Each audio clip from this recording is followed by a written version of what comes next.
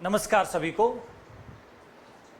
आज हम देखेंगे जो आरपीएससी के द्वारा फर्स्ट ग्रेड का जो एग्ज़ाम करवाया जाता है, इसमें अब तक जो पहले के प्रीवियस क्वेश्चन आए हुए हैं, प्रीवियस ईयर्स के जो क्वेश्चन है पीवाईक्यू, उनको उनकी व्याख्या देखेंगे, किस प्रकार से उसका कौन सा उत्तर सही जा रहा है ये चीज़ देखेंगे, और हमें एक आइडिया लगेगा कि किस प्रकार से अब तक जो क्वेश्चन बन रहे हैं वो कहाँ से और किस टॉपिक से आ रहे हैं। तो आइए हम एक एक करके देखते हैं कि अभी तक जितने भी एग्जाम हुए हैं उनमें जो क्वेश्चन आए हुए हैं उनको एक एक करके विश्लेषण के आधार पे हम देखते हैं। आप सभी से निवेदन है कि हमारी जो ऐप है डॉक्टर MR भादु एजुटेक ऐप, उस ऐप को डाउनलोड कर लीजिए। वहाँ पे सारे के सारे जो टॉपिक है हमारे स्कूल मैनेजमेंट के, एजुकेशनल मैनेजमेंट के, ग्रेड फर्स्ट के और रीट के एजुकेशनल सिनेरियो के, वो लाइव क्लास के अंदर भी बहुत अच्छे तरीके से हैं और अपडेटेड वीडियो जो है उनमें भी बहुत अच्छे तरीके से वहाँ आपको मिलेंगे। और भी महत्वपूर्ण जो भारत सरकार के कुछ अच्छी योजनाएं हैं उनके वीडियो, जैसे PME विद्या का वीडियो है, तो वो भी आपको मिलेगा। उन्हीं के आधार पर हमारी ये जो क्वेश्चन की जो सीरीज चल रही है उसमें हम देखते हैं, हमने सबसे पहले शिक्षा विभाग से संबंधित ये महत्वपूर्ण तथ्य देखे थे। इन तथ्यों के बाद हमने देखा था जो हमारा संक्षिप्त शब्दकोश है, उस संक्षिप्त शब्दकोश को देखा था, और संक्षिप्त शब्दकोश के बाद हमने जो है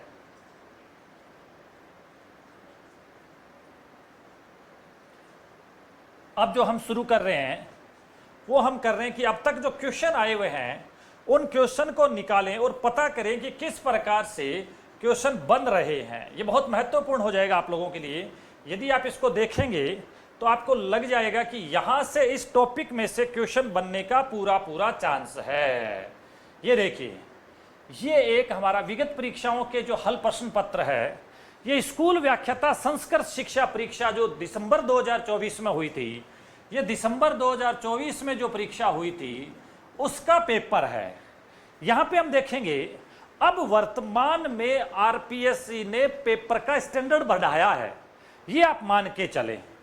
यहाँ पे ये पहला इसका क्वेश्चन है, एक नेता, यानी ये नेतृत्व वाला चैप्टर है उसमें से आया है।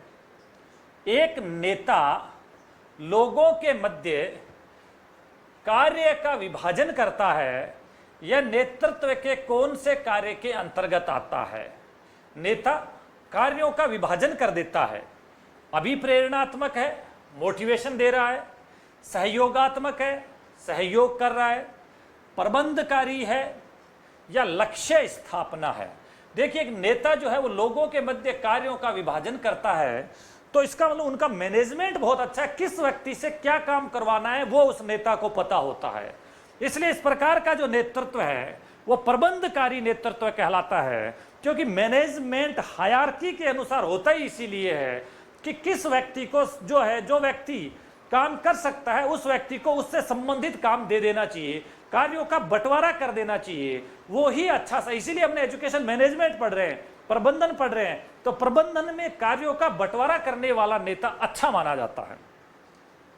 एक बहुत ही सिंपल सा क्वेश्चन आया था, संस्थागत नियोजन के किस पक्ष में प्रार्थना सभा को सम्मिलित किया गया है। जब हमने संस्थागत नियोजन पढ़ा था तब हमने वहां पे देखा था कि संस्थागत नियोजन के 4 पक्ष है, शैक्षिक पक्ष, सहशैक्षिक पक्ष, भौतिक पक्ष और विविध पक्ष।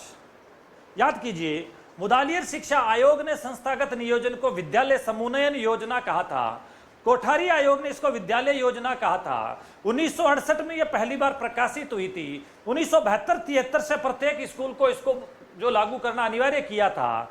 उसमें प्रार्थना सभा जो है वो, क्योंकि कक्षा कक्ष के बाहर की गतिविधि है, इसलिए शैक्षिक पक्ष नहीं है, ये इंफ्रास्ट्रक्चर से संबंधित नहीं है, इसलिए भौतिक पक्ष भी नहीं है। अब यहां पे ये दोनों बात आई थी, तो प्रार्थना जो है वो सहशैक्षिक पक्ष होता है, क्योंकि ध्यान कीजिए, शैक्षिक पक्ष में वो गतिविधियां आती है जो कक्षा कक्षीय, जो टीचिंग लर्निंग प्रोसेस से संबंधित होती है, पाठ्यक्रम, पाठ्यचर्या, मूल्यांकन, CCE, गृह कार्य, होमवर्क, ये इस प्रकार का निदानात्मक उपचारात्मक शिक्षण, श्रुति लेख, टीचर्स की डायरी, बच्चे की डायरी, जो पढ़ने पढ़ाने से संबंधित है वो शैक्षिक पक्ष में है। और सह शैक्षिक पक्ष में प्रार्थना, बाल सभा, आपकी जो है कि विभिन्न प्रकार के खेल है, कोई उत्सव है, कोई जयंती है, वे सारे के सारे इस प्रकार के हैं। ये सारे के सारे जो है वो आपके सह शैक्षिक पक्ष में आते हैं। और भौतिक पक्ष में विद्यालय का इंफ्रास्ट्रक्चर, कमरे, खेल का मैदान, लेट बाथ, ये सारे भौतिक पक्ष में आते हैं। तो ये जो था वो सह शैक्षिक पक्ष है, प्रार्थना सभा। तीसरा क्वेश्चन था पर्यवेक्षण जो इस व्यवहार पर आधारित है, जैसे मैंने उससे ऐसा करने को कहा। बहुत ही शानदार क्वेश्चन था। और ये हमारा जो है शैक्षिक पर्यवेक्षण और निरीक्षण वाला जो टॉपिक है उसमें से था पर्यवेक्षण जो इस व्यवहार पर आधारित है, जैसे मैंने उससे ऐसा करने को कहा, यानी मैंने उसको ऐसा करने का आदेश दिया या निर्देश दिया। तो आदेश, निर्देश और नियम ये जो चलते हैं वो निरंकुश पर्यवेक्षण में चलते हैं। किस में चलते हैं? निरंकुश जो पर्यवेक्षण होता है, उस निरंकुश पर्यवेक्षण में जो है वो इस प्रकार का होता है कि वो निरीक्षण जैसा ही होता है। निरीक्षणात्मक पर्यवेक्षण भी इसको बोलते हैं। इसका मतलब इसमें जो आदेश निर्देश दे रहा है वो व्यक्ति जिस प्रकार से कहेगा नीचे वाले को वैसा काम करना है, इसलिए इसको निरंकुश पर्यवेक्षण कहा जाता है। नीचे प्रबंधन के सिद्धांत दिए गए हैं। हेनरी फ्योल ने कौन से सिद्धांत सुझाए थे? ये एक अच्छा इस प्रकार से हेनरी फ्योल को प्रबंधन के सिद्धांतों का जन्मदाता कहा जाता है। और हेनरी फ्योल ने कुल 14 सिद्धांत दिए थे। कितने सिद्धांत दिए थे? प्रबंधन के 14 सिद्धांत। हेनरी फ्योल ने प्रबंधन के घटक तो 5 ही बताए थे। हेनरी फ्योल के जो घटक है वो तो है POCCC, लेकिन उन्होंने प्रबंधन के सिद्धांत 14 बताए थे। इनमें से जो दिया हुआ है इसका सही विकल्प का चयन करना है। पारिश्रमिक, श्रम विभाजन, नियंत्रण का विस्तार, अनुशासन, आदेश की एकता, कि इसमें से देखना है कि हेनरी फ्योल ने कौन कौन से बताए थे। तो पारिश्रमिक बताया था बिल्कुल, श्रम विभाजन ये पहला ही है, कार्यों का विशिष्टीकरण, अनुशासन भी बताया था, आदेश की एकता और भी बताई थी, और निर्देश की एकता भी बताई थी। लेकिन नियंत्रण का विस्तार ये लुथर गुलिक ने बताया था। किसने बताया था? लुथर गुलिक ने। इसलिए इसका सही है A, B, D और E, यानी पारिश्रमिक है, श्रम विभाजन है, अनुशासन है और आदेश की एकता है। कितना शानदार क्वेश्चन है, देखिए आप। इसका मतलब लुथर गुलिक के 14 सिद्धांत आपको पढ़ने पड़ेंगे, मैंने पहले ही कहा था। और लुथर गुलिक को प्रबंधन के 14 सिद्धांत देने के कारण ही प्रबंधन के सिद्धांतों का जन्मदाता कहा जाता है, और आधुनिक प्रबंधन का जन्मदाता भी इनको कहा जाता है। अगला क्वेश्चन है, लुथर गुलिक द्वारा शिक्षा प्रशासन के लिए प्रदान किया गया पोस्ट कॉर्ब POSD में D का अर्थ क्या है? और 100% बहुत सारी बार जो है हेनरी फ्योल के पोक, जो हेनरी फ्योल का पोक है और लुथर गुलिक का जो पोस्ट कॉर्ब है, इनमें से न जाने कितनी बार आपके ग्रेड फर्स्ट में क्वेश्चन आया, ये फिर वापस आ गया। तो पोस्ट कॉर्ब के फॉर्मूले में P for planning, O for organizing, S for staffing, D for directing, CO और coordinating, R for reporting, B for budgeting. तो ये कह रहे हैं D का क्या मतलब है? D का मतलब समन्वय नहीं हो सकता, कोऑर्डिनेशन नहीं है। D का मतलब डिस्ट्रीब्यूशन नहीं है, क्योंकि D डिस्ट्रीब्यूशन इसमें कहीं नहीं है। D का मतलब डेवलपिंग या डेवलपमेंट भी नहीं है। तो D का मतलब डायरेक्टिंग है, निर्देश देना, निर्देश है। इसका मतलब सही क्या है? C है। और ये D वाला 2-3 बार पूछा जा चुका है पहले भी ये क्वेश्चन। समग्र शिक्षा योजना का उद्देश्य समान एवं समावेशी कक्षा वातावरण के साथ गुणवत्तापूर्ण शिक्षा सुनिश्चित करना है। यह उद्देश्य किस सतत विकास लक्ष्य SDG के अनुसार है? यानी समग्र शिक्षा अभियान का, मैंने कल बताया था आपको, SDG समग्र शिक्षा अभियान का उद्देश्य है SDG 4 की प्राप्ति। SDG कौन से नंबर की? 4 की प्राप्ति। ये रहा SDG 4। और SDG 4 में भी 4.1 और 4.5 की प्राप्ति कब तक करनी है? 2030 तक। हमने एसडीजी को कब अपनाया? 2015 में। Very very very important. इस बार क्वेश्चन आ जाए, समग्र शिक्षा योजना का उद्देश्य समान और समावेशी कक्षा वातावरण के साथ गुणवत्तापूर्ण शिक्षा सुनिश्चित करना है। यह उद्देश्य किस समय तक हमें प्राप्त करना होगा? 2030 तक हमें प्राप्त करना होगा। और ये लक्ष्य नंबर क्या है? ये लक्ष्य नंबर 4 है। आइए देखते हैं इसका अगला क्वेश्चन। अगला क्वेश्चन देखिए, बहुत ही अच्छा क्वेश्चन था। दीक्षा पोर्टल से संबंधित, निम्नलिखित में से दीक्षा पोर्टल से संबंधित कौन सा कथन सही नहीं है? इसका मतलब ये कह रहा है कुछ कथन जो दे रखे हैं, इसमें इन 4 में से एक आधा कथन हो सकता है कोई गलत हो सकता है, वैसे तो सारा ही सही हो, लेकिन गलत भी हो सकता है। इस पोर्टल के माध्यम से शिक्षक अपने विद्यार्थियों को ऑनलाइन शिक्षा दे सकते हैं। दे सकते हैं, बिल्कुल। ये तो दीक्षा पोर्टल है, ये ऑनलाइन एजुकेशन, ई कंटेंट और डिजिटल एजुकेशन के लिए ही बनाया हुआ है, तो ये तो गलत है ही नहीं।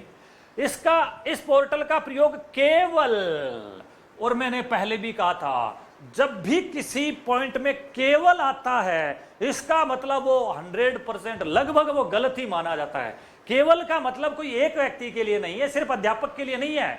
ये दीक्षा पोर्टल तो अध्यापक के लिए भी है, शिक्षक के लिए भी है, बच्चे के लिए भी है, अभिभावक के लिए भी है, शिक्षाविद के लिए भी है, विषय विशेषज्ञ के लिए भी है, प्राइवेट इंस्टीट्यूशंस के लिए भी है, गवर्नमेंट वालों के लिए भी है, एनजीओ के लिए भी है, कोई भी काम में ले सकता है। इस पोर्टल का प्रयोग, ये ओपन सोर्स तकनीक है, कोई भी इसको काम में ले सकता है। इसका मतलब एक तो ये गलत है। दूसरा, राष्ट्रीय डिजिटल अवसंरचना को उनकी एनसीईआरटी पुस्तकों में दिए गए क्यूआर कोड को स्कैन के बाद ही एक्सेस किया जा सकता है। यानी यहां पे क्यूआर कोड दिए हुए हैं और क्यूआर कोड को आप स्कैन करेंगे तो आप उसको एक्सेस कर सकते हैं। ये तो सही बात है, इसमें कुछ गलत नहीं है। इसका मतलब ये भी सही है, ये गलत है, ये सही है। इंटरनेट कनेक्टिविटी के बिना पाठ्य सामग्री संग्रहित और शेयर नहीं की जा सकती। ये यहां पे नहीं लगा के बच्चों को कंफ्यूज कर दिया, जबकि संग्रहित की जा सकती है और शेयर भी की जा सकती है, तो ये भी गलत है। इसका मतलब दूसरा और चौथा, कथन 2 और कथन 4, ये गलत है। दूसरा और चौथा गलत है। बहुत ही अच्छा क्वेश्चन यहां पे बना हुआ है। अगला question, Rajasthan state open RSOS, Rajasthan state open school द्वारा कक्षा 10 एवं 12 में निर्धारित विषयों में से कितने विषयों के चयन की सुविधा होती है? यानी 10वीं और 12वीं में दोनों को मिला के वैसे 17 सब्जेक्ट 10वीं में है और 27 सब्जेक्ट 12वीं में है। टोटल यहाँ पे 44 सब्जेक्ट होते हैं। 10वीं में 17 सब्जेक्ट और 12वीं में 27 सब्जेक्ट। इसी साल 6 सब्जेक्ट बढ़ाए हैं, पहले तो 12वीं में 21 ही हुआ करते थे, अब टोटल 44 सब्जेक्ट है। यानी ये जो सब्जेक्ट है इसमें से कितने विषयों के चयन की, तो इसमें 5 विषयों के चयन की सुविधा है। ये रहा, कितने विषयों की? 5 विषयों की। न्यूनतम है ये 5 विषय, और यदि अधिकतम पूछ लेता है तो 7 विषयों के चयन की भी सुविधा है। देखिए इसने 5 लिखा है, 5 विषय आप कम से कम ले सकते हैं। इन 5 विषयों को 5 वर्षों में पास कर सकते हैं। 5 वर्षों में आपको 9 अवसरों के साथ पास कर सकते हैं। बहुत ही शानदार क्वेश्चन RSOS का। ये रहा, राजस्थान राज्य पाठ्य पुस्तक मंडल औपचारिक रूप से कब अस्तित्व में आया? मैंने कल बार बार कहा था कि यह क्वेश्चन बार बार आ रहा है। इसने अब यहां पे कहा है औपचारिक रूप से अस्तित्व में कब आया, इसने गठन की बात नहीं कही है। औपचारिक रूप से 29 नवंबर 1973, 1 जनवरी 1973, 29 दिसंबर 1973 यहां पे इसका गठन हुआ था, लेकिन औपचारिक 1 जनवरी 1974 को हुआ था। बहुत ही शानदार, अनेकों बार आया हुआ क्वेश्चन है, दोबारा भी पूछा जा सकता है। अगर इसका गठन पूछते हैं तो 29 दिसंबर 1973 है, औपचारिक शुरुआत पूछते हैं तो 1 जनवरी 1974 है। निम्नलिखित में से RSCRT के परिषद का प्रभाग नहीं है। यानी RSCRT जो उदयपुर में है इसमें एक विभाग जो है वो इस RSCRT में नहीं है, बाकी सारे विभाग है। वैसे RSCRT में टोटल 6 विभाग है। कितने विभाग है? 6 विभाग है। विभाग शैक्षिक सर्वेक्षण, अनुसंधान एवं नीति परिप्रेक्ष्य विभाग, ये तो है।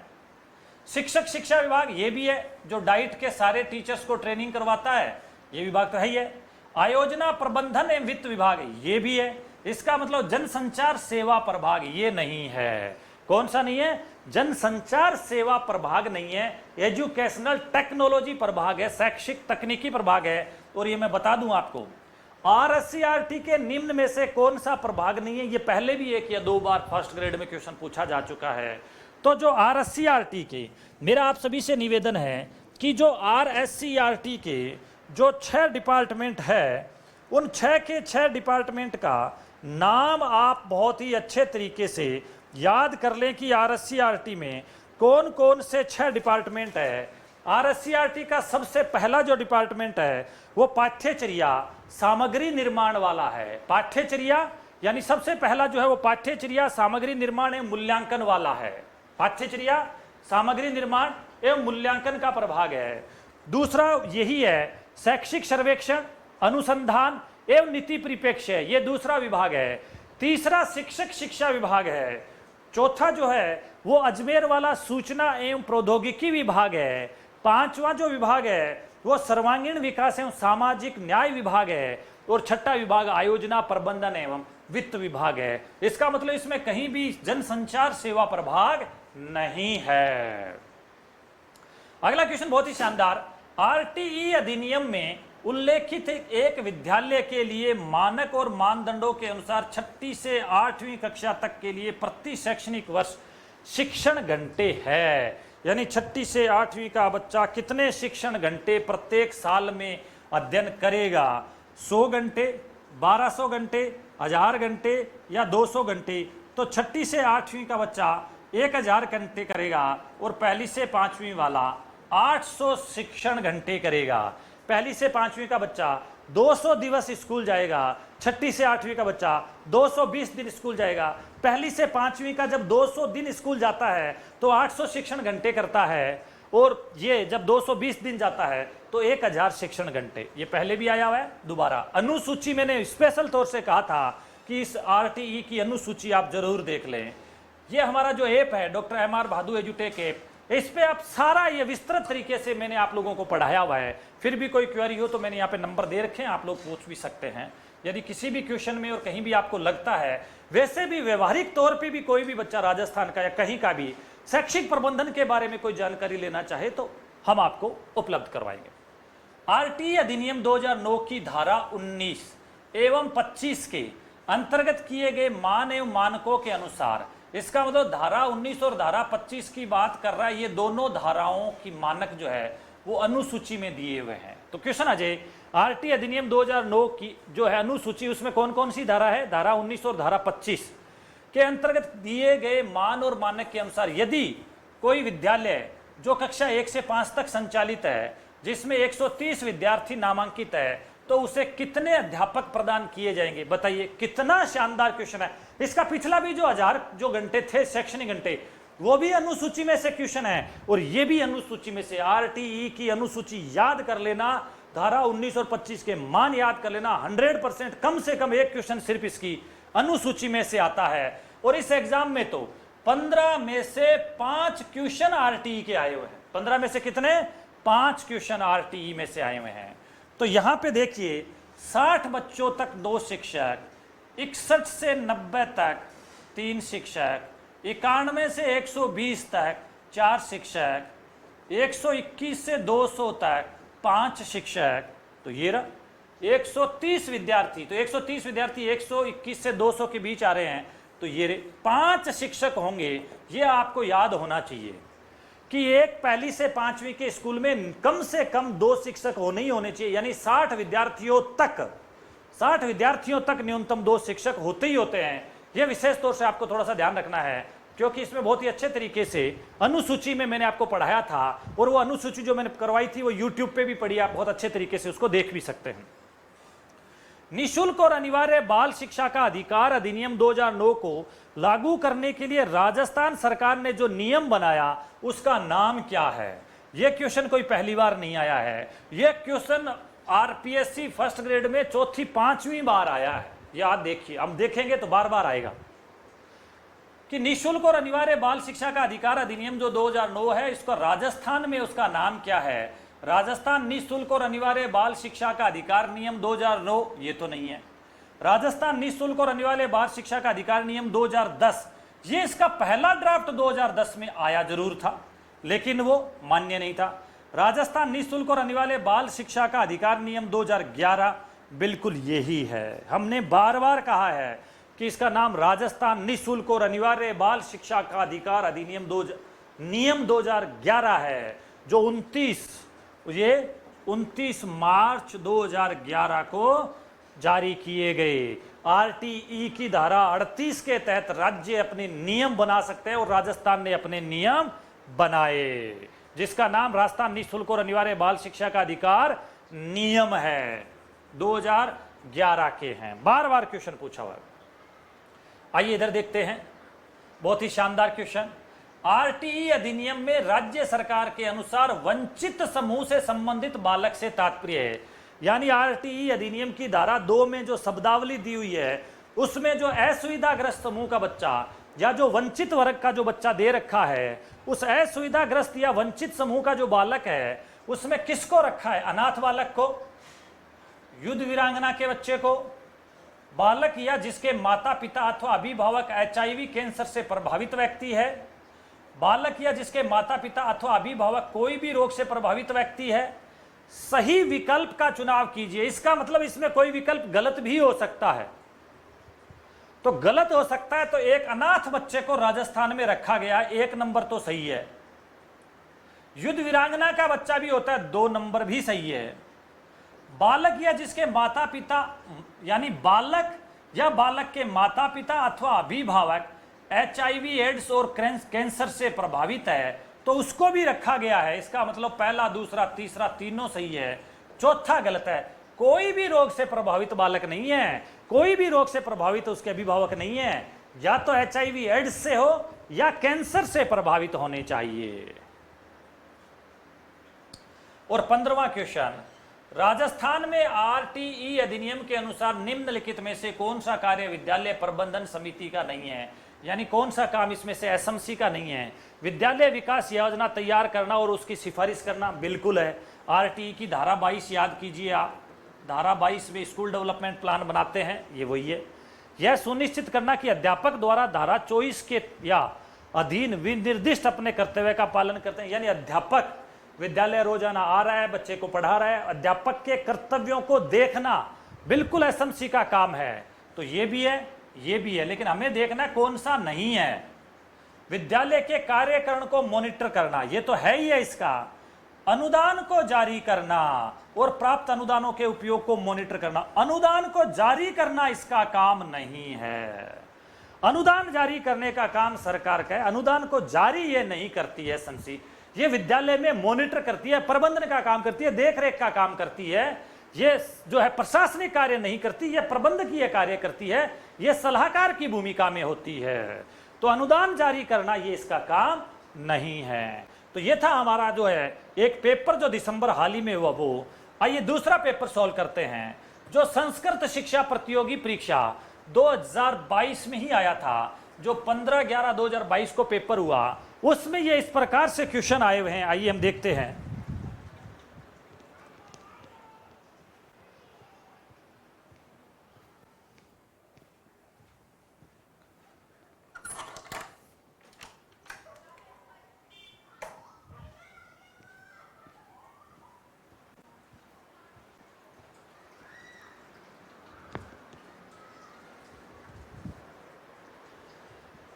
इसमें जो पहला क्वेश्चन है वह निःशुल्क और अनिवार्य बाल शिक्षा का अधिकार अधिनियम 2009 के अनुसार बालकों के अधिकार का संरक्षण, यानी अध्याय नंबर 6 के अंतर्गत अधिकारों के सुरक्षा उपायों की जांच और समीक्षा और उनके प्रभावी क्रियान्वयन की अनुशंसा का कार्य किसका है? यानी अधिकारों के संरक्षण, जो अध्याय नंबर 6 है, बालक के अधिकारों का संरक्षण, और उसके लिए बाल अधिकार संरक्षण आयोग बना हुआ है।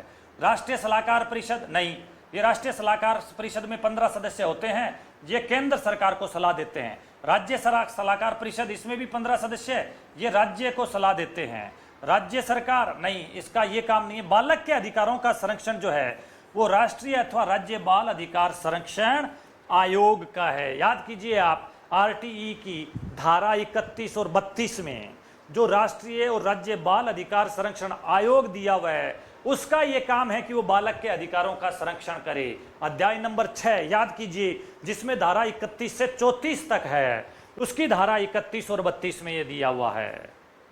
एक विद्यालय हेतु, देखिए आरटीई के सबसे ज्यादा क्वेश्चन बन रहे हैं। एक विद्यालय के सुधार हेतु संस्थागत योजना इंस्टीट्यूशनल प्लानिंग तैयार करने में आवश्यक सोपानों के उपयुक्त क्रम का चयन कीजिए। हमें कौन से सोपान का चयन करना चाहिए? योजना निर्माण, विभिन्न संसाधनों और सामग्री का आकलन, योजनाओं की क्रियान्विति, आवश्यकताओं का सर्वेक्षण और योजना का मूल्यांकन। तो इसमें आप विशेष तौर से ध्यान रखें कि हमें सबसे पहले हमारे अगर योजना कोई बनानी है तो हमें उसकी आवश्यकता तो है क्या। मैंने जब हमने ऐप पे पढ़ाया था तब मैंने पूरा इसके 5 चरण बताए थे। आपको यदि कोई संस्थागत नियोजन में योजना बनानी है, मान लीजिए आपको लग रहा है कि मैं मेरे विद्यालय में कमरा बनवाऊंगा, अरे भाई कमरे की जरूरत तो है क्या? कमरा बनाने के लिए आपके पास संसाधन है क्या? उनका सर्वेक्षण कीजिए। इसका मतलब सबसे पहले आवश्यकताओं का सर्वेक्षण कीजिए। क्या कीजिए? सबसे पहले आवश्यकताओं का सर्वेक्षण कीजिए। सबसे पहले 4 नंबर सही है, बिल्कुल। फिर आवश्यकताओं का जब सर्वेक्षण कर लेते हैं तो फिर आप देखिए कि आपके पास विभिन्न संसाधन और सामग्री है क्या, पैसे है क्या, कहां बनवाना है, जगह है क्या। तो आवश्यकताओं का सर्वेक्षण करने के बाद सामग्री का आकलन कीजिए, उसके बाद योजना बनाइए, फिर योजना की क्रियान्विति कीजिए और फिर योजना का लास्ट में इसका मूल्यांकन। इसका मतलब सबसे पहले आवश्यकताओं का सर्वेक्षण, फिर संसाधनों का आकलन, फिर योजना बनाना, फिर योजना की क्रियान्विति और 5वां योजना का समय समय पर मूल्यांकन। यह एक उपयुक्त क्रम है, दोबारा पूछा जा सकता है। इधर दिया हुआ है वापस वही आरटीई का क्वेश्चन। निःशुल्क और अनिवार्य बाल शिक्षा का अधिकार अधिनियम 2009 के अनुसार निम्नलिखित में से कौन सा कर्तव्य समुचित सरकार का नहीं है? यानी कौन सा ऐसा काम है जो समुचित सरकार का नहीं है? प्राथमिक शिक्षा में अनिवार्य प्रवेश और उसका पूरा करने की सुनिश्चितता, शिक्षकों हेतु प्रशिक्षण सुविधा उपलब्ध करवाना, राष्ट्रीय पाठ्यचर्या की रूपरेखा विकसित करना, आसपास में विद्यालय की उपलब्धता सुनिश्चित करना। बहुत ही शानदार क्वेश्चन है, हालांकि आपको ऑप्शन दिख रहा होगा यहाँ पे। क्वेश्चन बहुत शानदार है।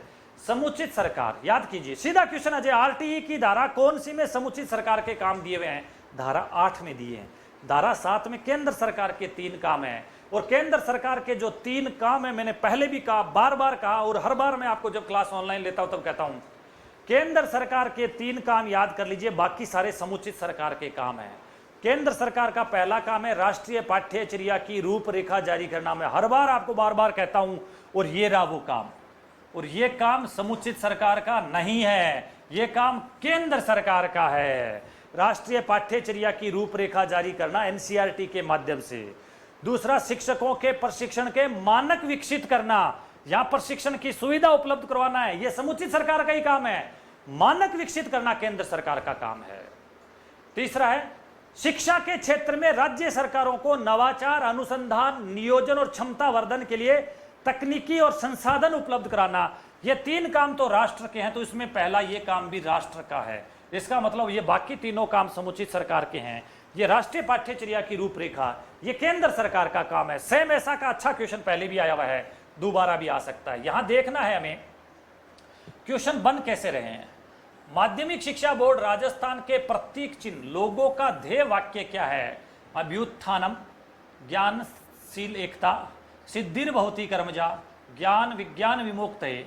तो आरबीएससी, जो आरबीएससी है, इसका लोगो है सिद्धिर्भवति कर्मजा, यानी सफलता प्रयास करने से ही मिलती है। ये आपको भी मानना चाहिए कि आप तैयारी करने वाले हैं, आप भी अगर प्रयास करेंगे तो सफलता मिलेगी। सिद्धिर्भवति कर्मजा, ये राजस्थान के माध्यमिक शिक्षा बोर्ड का जो है वो लोगो है। समग्र शिक्षा में निम्नलिखित में से कौन सी योजनाएं सम्मिलित की गई? यानी जो समग्र शिक्षा अभियान जब संचालित हुआ 2018-19 में, तो इस 2018-19 में इससे पहले से संचालित 3 योजनाओं को इसमें शामिल किया गया था। सर्व शिक्षा अभियान, राष्ट्रीय माध्यमिक शिक्षा अभियान और शिक्षक शिक्षा टी, यानी इसमें 3 थी, SSC plus RMSA plus TE, teacher education. इसका मतलब ये रहा, एसएससी, रमसा और अध्यापक शिक्षा यानी टीचर एजुकेशन, इन तीनों को सम्मिलित किया गया। ये मैंने आपको जब समग्र शिक्षा पढ़ाया था तो शुरुआत में ही, और किताब में भी शुरुआत में इस प्रकार से एक लाइन बना के इसको ड्रॉ किया हुआ है कि ये तीनों योजनाओं को जब मिलाया तब इसको समग्र शिक्षा कहना शुरू किया। क्योंकि चाहे प्रारंभिक शिक्षा हो, चाहे माध्यमिक शिक्षा हो, चाहे शिक्षक शिक्षा हो, इन तीनों को मिलाने से समग्र शिक्षा बनी। और ये समग्र शिक्षा 3 से 18 आयु वर्ग के बच्चे के लिए काम करती है। कितने साल के बच्चे? 3 से 18 साल के बच्चे के लिए। अगला क्वेश्चन,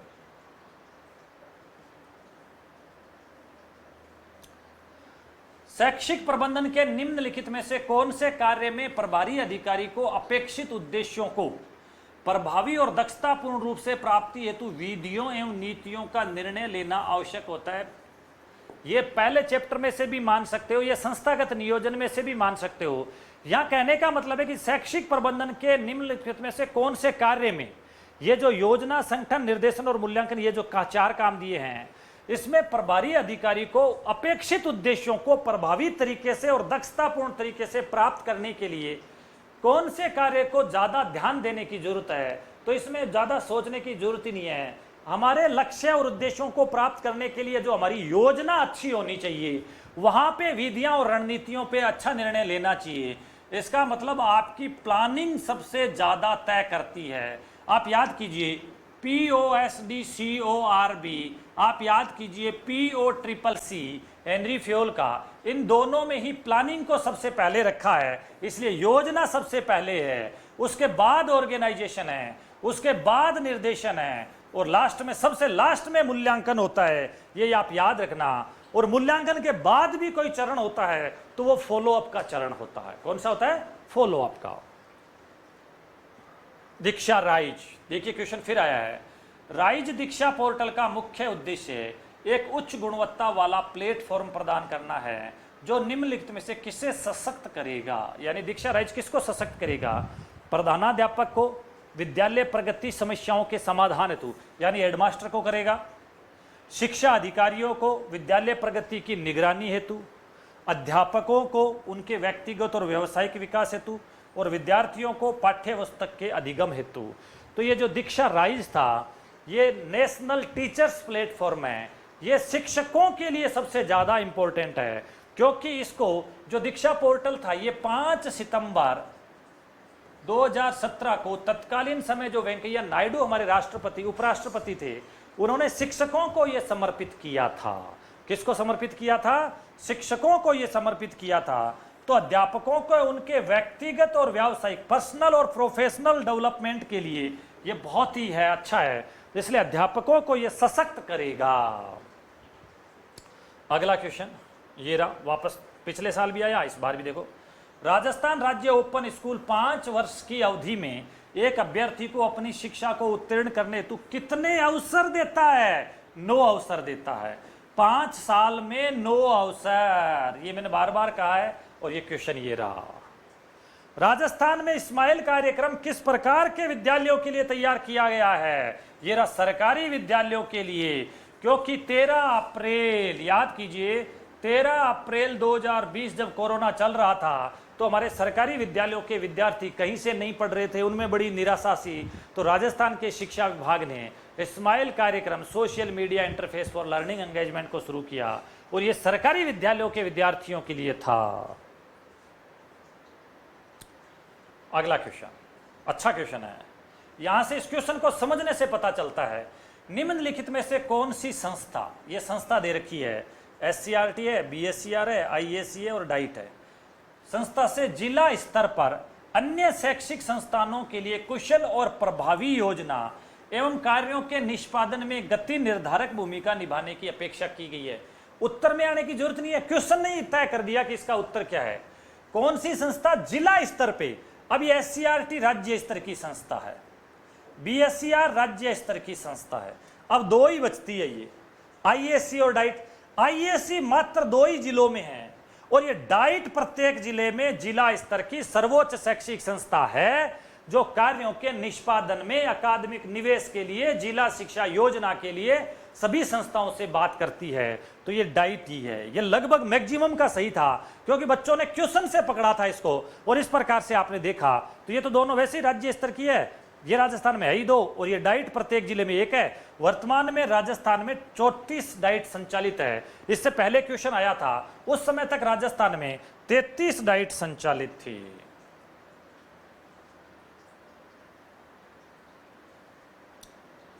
अगला क्वेश्चन, संपूर्ण गुणवत्ता प्रबंधन टोटल क्वालिटी मैनेजमेंट में एक शैक्षिक संस्थान की कौन सी योजना को पाठ्यचर्या, शिक्षण अधिगम प्रक्रिया, मूल्यांकन, संकाय और छात्रों के बीच संभाषण द्वारा इंगित किया जाता है? यानी ये अच्छा क्वेश्चन था, बहुत ही अच्छा क्वेश्चन था। अमर्त्य सेन ने भी इस पे बहुत ज्यादा जोर दिया था कि टोटल क्वालिटी मैनेजमेंट योजना जो होती है, टोटल क्वालिटी मैनेजमेंट में एक स्कूल के सभी पक्षों पे ध्यान दिया जाता है, लेकिन वो कौन सा पक्ष होता है जो पाठ्यचर्या, शिक्षण अधिगम प्रक्रिया, मूल्यांकन और छात्र और अध्यापक के बीच में इंटरेक्शन को मजबूत करता है? ये भौतिक पक्ष है? बिल्कुल नहीं है। भौतिक पक्ष में तो दीवार, भवन और ये आते हैं। संवेगात्मक है? जरूरी नहीं है। आध्यात्मिक है? जरूरी नहीं है। बौद्धिक पक्ष है, यानी ज्ञानात्मक जो पक्ष है आपका, वो पक्ष ये बौद्धिक योजना है जो पाठ्यचर्या यानी पढ़ने पढ़ाने इंटेलेक्चुअल जो होती है वो सारा इसमें आता है। उच्च अध्ययन शिक्षा संस्थान IASC स्थापित करने का मुख्य उद्देश्य क्या था? माध्यमिक शिक्षा हेतु महत्वपूर्ण विषयों पर शैक्षिक शोध संपन्न करना। बिल्कुल, माध्यमिक शिक्षा की संस्था थी, शैक्षिक शोध का भी काम करती है। माध्यमिक शिक्षा में शैक्षिक नवाचारों हेतु शिक्षकों को जागरूक करना, यह भी बिल्कुल था। सेवारत शिक्षकों की गुणवत्ता में सुधार हेतु प्रशिक्षण कार्यक्रम आयोजित करना, बिल्कुल ये भी था। उपरोक्त सभी ये तीनों ही काम IASC का है। यानी माध्यमिक शिक्षा हेतु महत्वपूर्ण विषयों पर शैक्षिक शोध करना, माध्यमिक शिक्षा में शैक्षिक नवाचार और शिक्षकों को जागरूक करना, और तीसरा सेवारत शिक्षकों की गुणवत्ता में सुधार हेतु प्रशिक्षण कार्यक्रम आयोजित करना।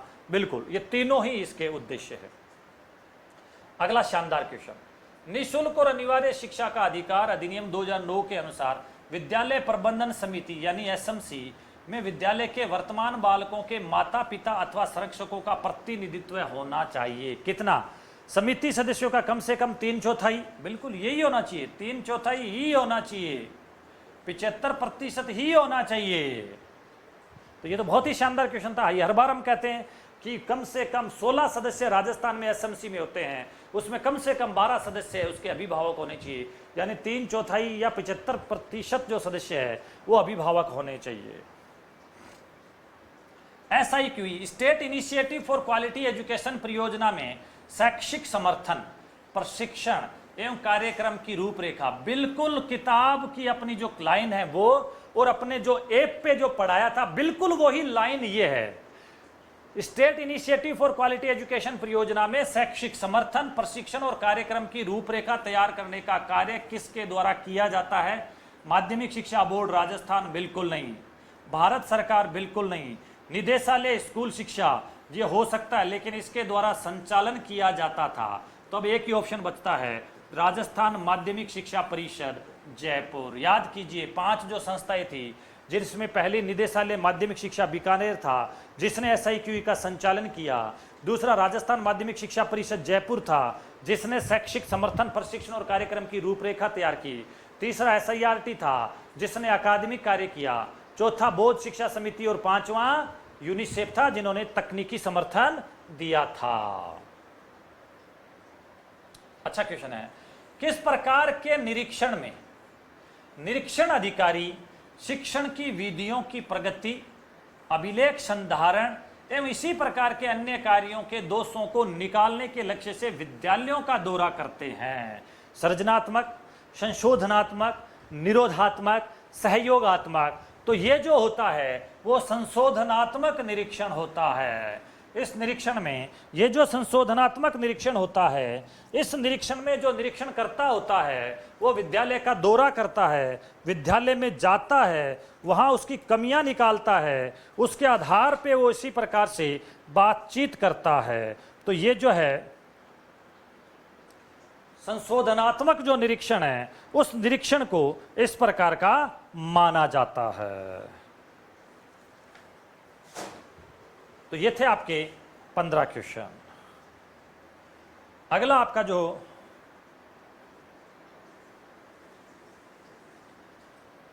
ये जो आया था, ये अध्यापक प्रतियोगी परीक्षा 2022 दिनांक 17/10/2022 को ये जो ग्रेड फर्स्ट का पेपर हुआ था, इसमें आया था 2022 की भर्ती में। इसको हम देखेंगे, क्वेश्चन इजी है। आरटी अधिनियम 2009 की कौन सी धारा यह कहती है कि प्रत्येक माता पिता या संरक्षक का यह कर्तव्य होगा? आलो, बिल्कुल ही सिंपल। माता पिता या संरक्षक का कर्तव्य आसपास के विद्यालय में कोई प्रारंभिक शिक्षा के लिए अपने यथास्थिति बालक या प्रतिपाल्य को प्रवेश करवाएं और प्रवेश दिलाएं।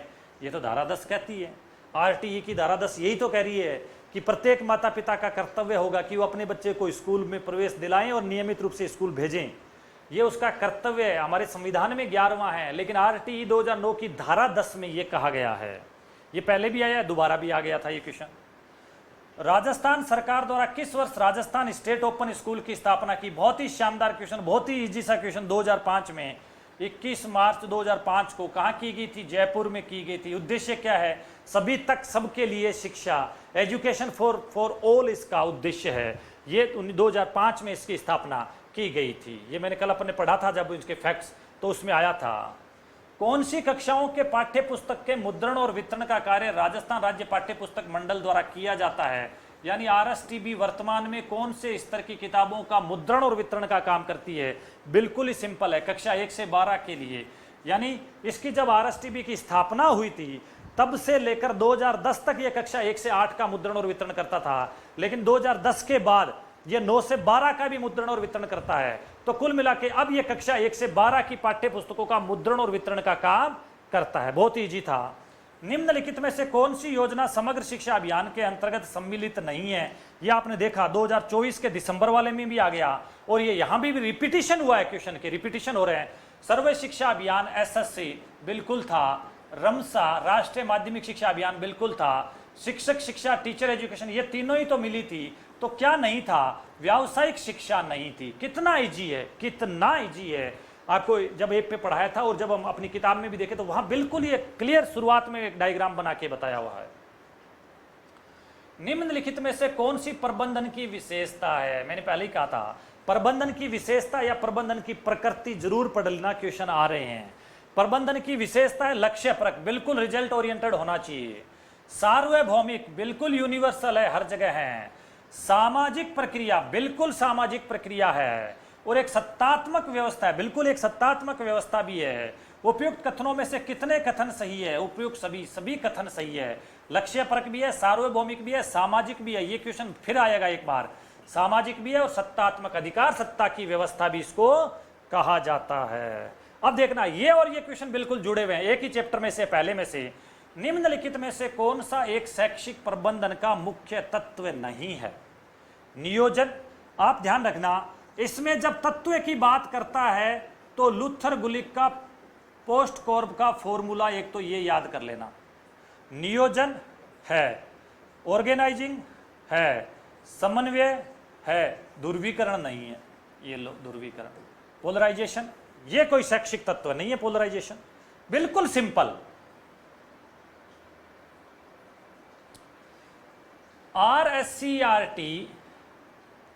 आरएससीईआरटी का कौन सा अनुभाग यानी कौन सा विभाग डाइट फैकल्टी के लिए सेवारत प्रशिक्षण कार्यक्रम? अब ध्यान रखना, डाइट फैकल्टी के लिए, यानी डाइट अपने आप में शिक्षक शिक्षा की संस्था है।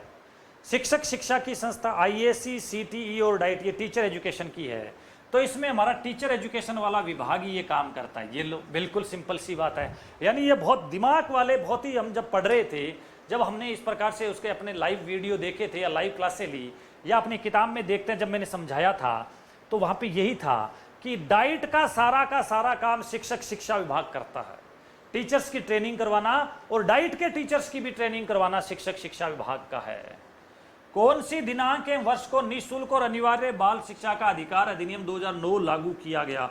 न जाने कितनी बार पूछा, और सबसे इजी सवाल, 1 अप्रैल 2010 को। 1 अप्रैल 2010 को। और इसकी मांग की थी सबसे पहले 1910 में गोपाल कृष्ण